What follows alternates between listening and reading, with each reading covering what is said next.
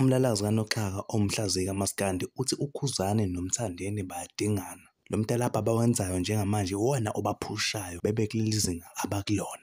Ithi lensizwa, insizwa embili uThibela noKhuzani ba-obsessed ngomthandeni. Bahlangane naye emgwaqweni thizeni bamshutha, bathi hawu nangu uNtunsula nangu umthandeni. Ngiyavuma nami ba-obsessed noma ngingayazi mina ngegama okuthini. Kodwa umbuzo wami uselela umile uthi, uma ngabe ethi umthandeni zilele ifulathelene inkonkoni zakompungose. Ithenye mawuke wawufaka nami ngiyawufaka. Kuyini lokho? Khona namhlanje sazi uhleko lentibane nokuba intibane mayihleka ithi hiya. Ubukwazi lokho? Ubani leyo ntibane?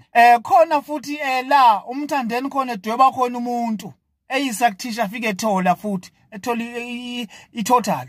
Ubani lo muntu wayedwetshwe lapho? Ngibakhipha bonke abaculi abakhona kulento engizoyisho manje. Kunombhalo owenziwe umthandeni angisazi noma uthe idombolo FC na. Uthi uThibela uzobe ugoalkeeper ovimbayo enqune engagqokile. Ukhuba umkhiphela ngaphandle uzobe ngaphandle.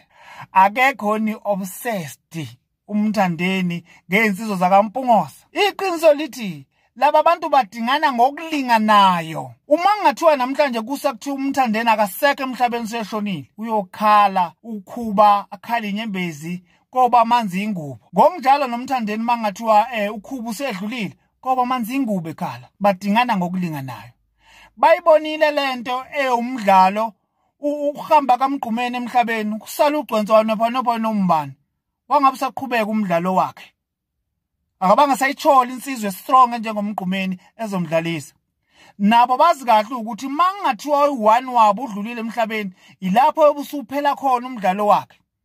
Kanti bayazi ukuthi lo mdlalo wabo ubabeke khona namhlanje umuntu obeke omunye la ekhona omunye oyimbangi yakhe. So ingakho mabebonana noma behleli behlale becabangana. Uyafisa ukubona omunye. Uyafisa ukubona omunye ukuthi wenzani. Amchukuluze ze aqhubeke nempilo ephambili. Umthandeni uyinkosi kaKhuzani, uKhuzani uyinkosi kaMthandeni. Igama lithi obsessed.